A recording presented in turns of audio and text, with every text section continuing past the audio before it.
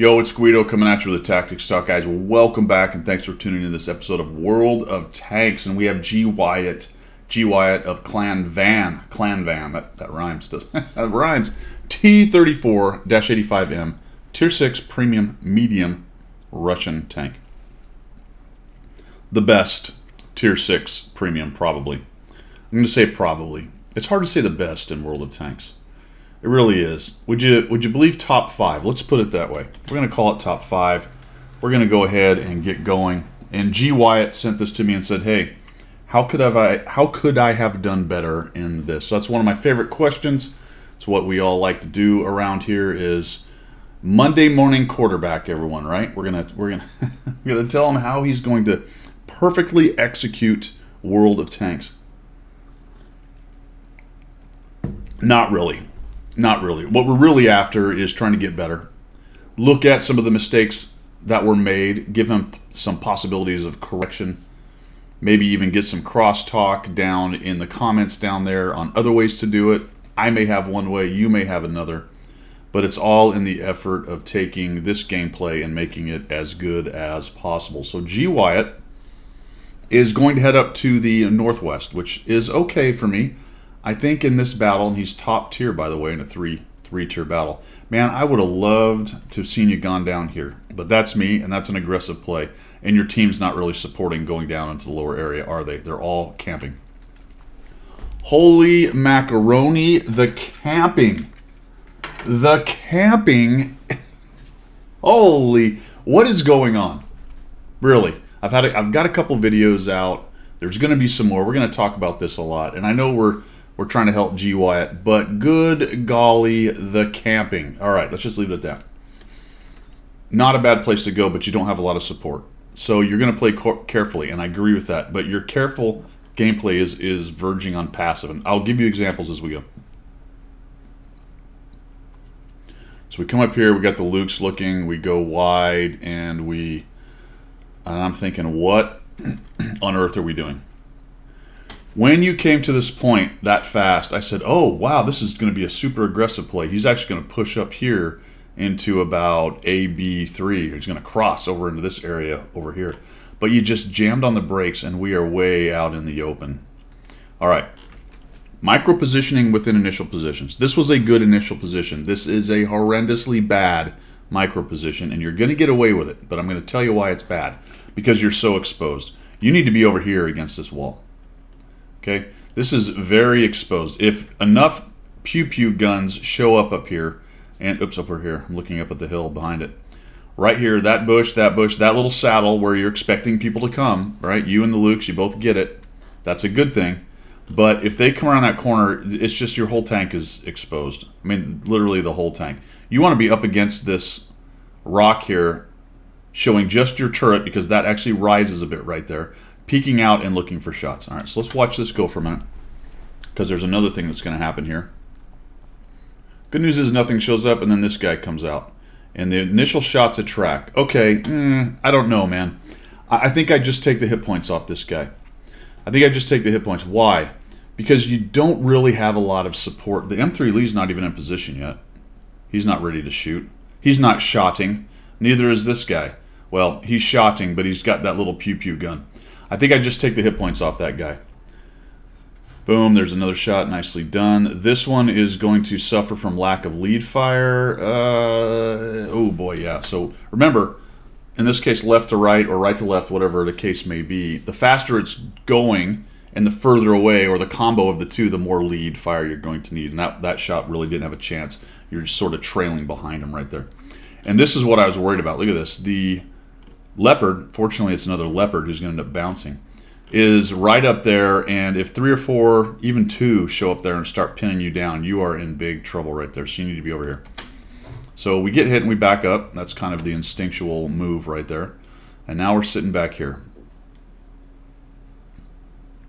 We got the Leopard moving back and forth. My problem with this far back, and the good news in this game is you don't have Artie, but be careful about moving too far away from cover like this, because Artie may get a good enough arc to hit you, which is another good reason to be up against this wall here. when there's no arty, it does open up certain places on the map. This place should not play any different whether there's arty or not. You really need to be up against this wall right here. All right, so we're going to mess around with these dudes, looking for a shot. Nice little shot onto him. Well done. A good job of the hold down thing. I just think you're way too far back. Again, you're not going to suffer anything for it because there's no arty. Just take that blind shot. He moved out. Yeah, see, I think that guy just hit him. I would have just taken the blind shot right there. So what's going on down the south? Pretty standard. They've gone down the ramp, they being the red guys, and they've come up the ramp, and now they're fighting your hold down, hiding, camping team. Your KV-2 is sniping from the top. That's fantastic. To a large extent, nice shot right there. To a large extent, you're going to have to be very careful in this game, and hopefully you noticed that based on where your team had gone. You don't really have an option to push in there and get aggressive. It's going to turn out that it would have worked out pretty well for you. They do have quite a few tanks down there on the southeast part of the map.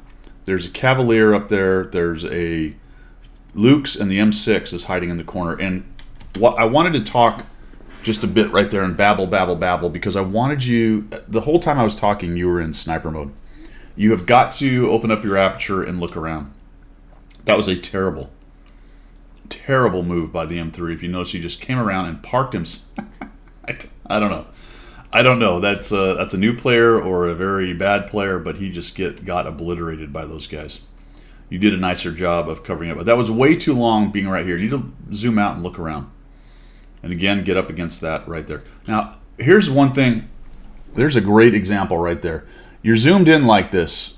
Yep. What are the hit points of the M6? God knows. You do this. Oh, he's got 500. What does that mean to me with this tank? That's at least 3 shots, maybe 4, to get rid of him. Okay? At least 3, maybe 4 if I get really unlucky. But I am pre-zoomed on this dude.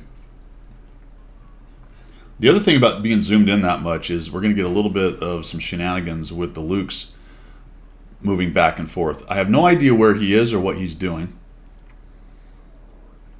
Just zoom out and look at it. All right, what's he doing? Okay, so here's some more SA. He's on 81 hit points.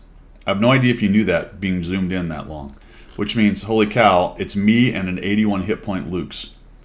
That's not great.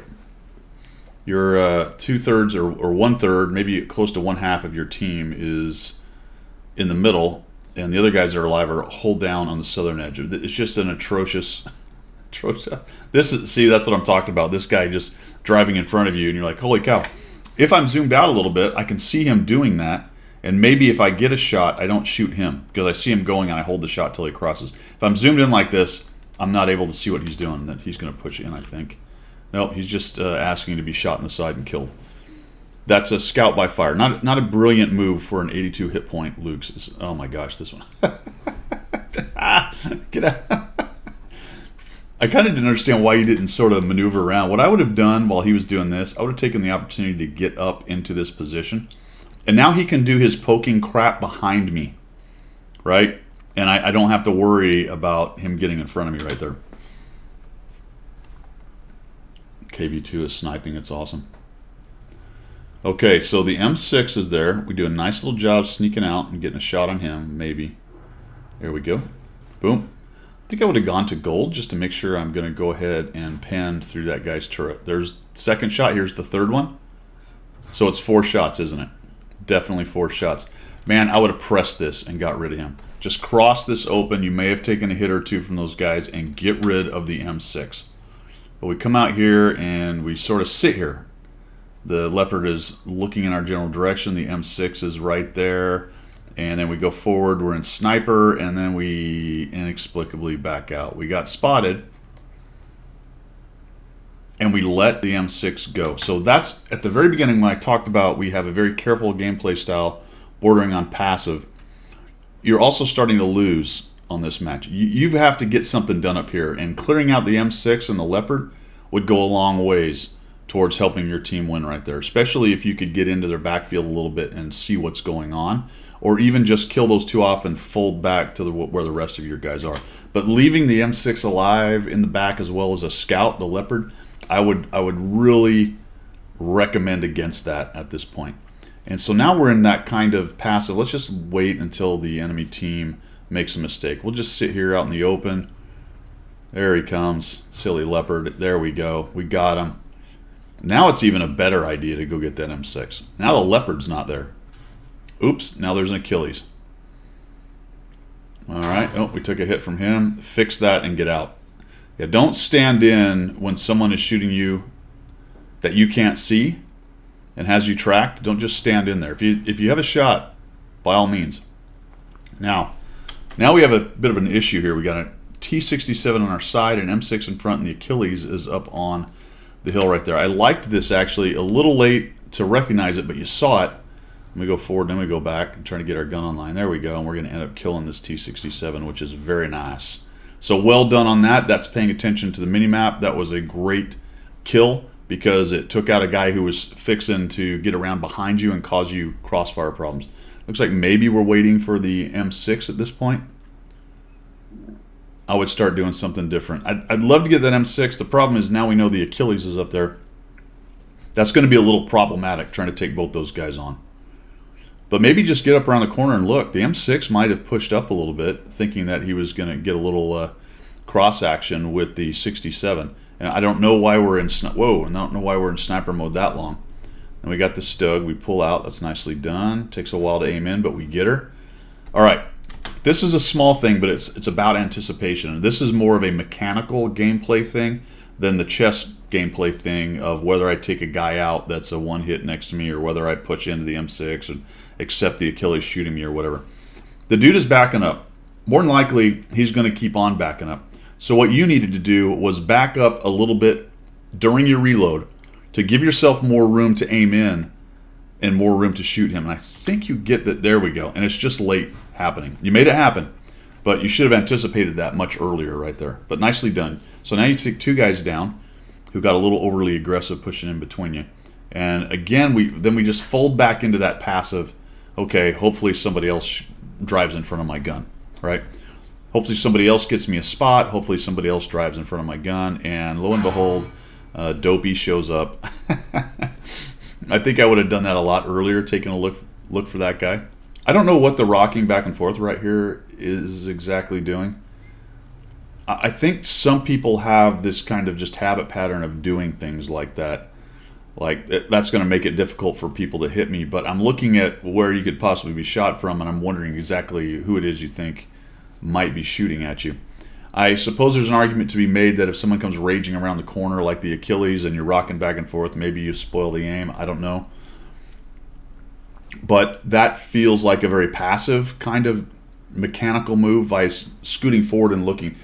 And then we just left. We know the Achilles is there. There's 3 down south. That's 1, 2, 3. That leaves 6 left. There's 1. The Achilles not lit, but we know where he is. That's 4. So that leaves 2 of them. Okay, the Cavalier, the Su-100, and the Valentine. That leaves the Achilles, the Hetzer, and the Su-76M. I think I would have investigated more up to the north because now we're just folding back into a defensive crouch. We're about half hit points down, so we don't want to get too over-aggressive. So we come here, and then all of a sudden, one of the fascinating things about bad players like this KV2 is that they will camp when they need to be active, and then they'll charge forward when they need to be camping. They'll more or less do the opposite of what they need to do. And I don't know if he thought you were going to go help him or what. He's actually 2-marked that. I guess you can 2-mark a KV2 from Sniper Hills. I don't know. And now we're sort of going to wander out into this open area. And this is not really a great place to poke. It really isn't. Not during this part of the game. And you dive into this forest pretty deep. The problem is if somebody's on the ramp here, there's also positions back in the backup. I guess it's about right here that they can be. Also, you're about to uncover from their sniper perch, this perch here, these positions here, potentially on this corner here, maybe a scout sitting here or a T. It's an awful, awful, awful place to push out in the open like that. It really is. So we're going to go ahead and come on down here. You get away with it. Fantastic. So we're going to look over here and try to find, it's really just scouting by fire right here. So we knew that's where guys were. Kind of staring at it. And then we kind of shift, and then we're driving up on top, and then we finally decide, man, as soon as I saw those guys pushing and starting to get involved, I'd have been headed that way. I don't think you get a shot maybe until about, let's say, if I'd have reacted faster, then we go up this. Inexplicably, you're never going to go up that. And had you moved faster and not trying to drive up the cliff right there, you're probably in position about now to start shooting. That's the timing part of the chess game that World of Tanks is, especially during the end game like this, the mid to late game where you're trying to figure out, this is a close game, fantastic. We don't get a lot of these. And the question is, can I leverage and parlay these into a win? So we'll come over here. And then we're just hiding behind. Dude, you got to get in there. I mean, you're one of the best tanks on the board right now. You've got the mobility, pretty decent armor, good view range. It's time for you to get in there and start taking down these near deads. So what I see here is somebody who's just waiting for the rest of his team to get the lights, or for the enemy team to make a mistake.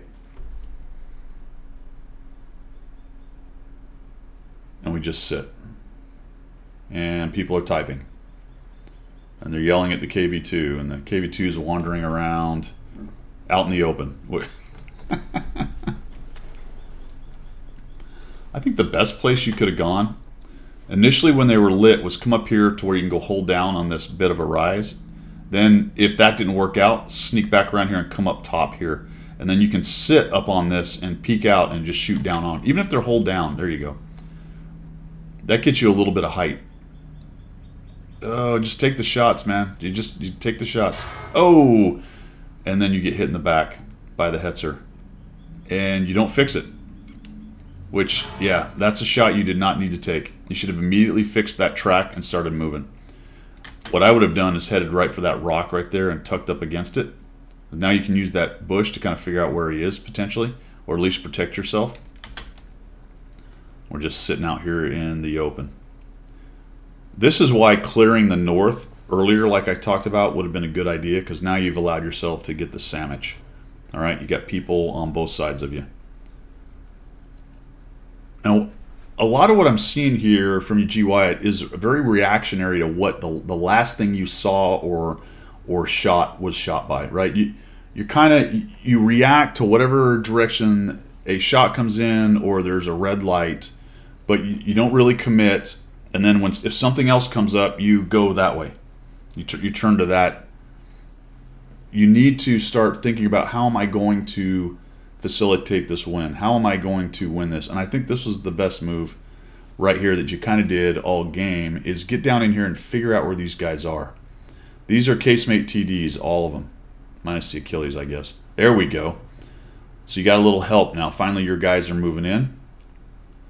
Man, I would be so careful coming around that corner. I just wouldn't have driven around, and I would have had my gun pointed where I figured somebody might be sitting, waiting to shoot me like a TD. That's what they do. They'll sit on corners and wait for you to come around, and you're just kind of looking like this, just driving. Probably waiting for your friends. That's not a bad move. And we're headed this way. All right, you know the Hetzer was way north. The Su-100 was last seen here. The Achilles was up on the sniper hill, but God knows where he is. That was a long time ago. That's old SA. Oh, geez. Thank goodness he wasn't just waiting to shoot us, because that would have been the end of that. They know you're there. You know he's there. Not a bad idea to push up and start looking for some shots, but I think I would have waited even longer until the KV2 got there, to be quite honest. So you come up here and you find him, and holy cow, as soon as you fired, you need to be backing out. I cannot believe that he actually missed you. You fired, and it looked like maybe you were thinking about sitting there and trying to reload. Man, once I fired, I'd have got out of there, and count myself lucky that I got that shot on him and he missed. The M8A1 goofs up.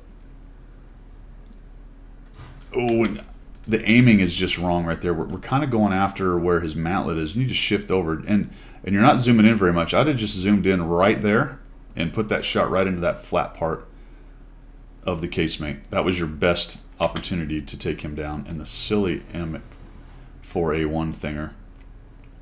All right, this is a bad idea, because you have to know that his other buddies have repositioned up in this general area up here. There's really no reason to try to push him. He's gone hold down. There's so many hiding spots back there. you've been lit for a while and fighting this guy, terrible. This is an awful, terrible idea. And then we just drive out in front of him.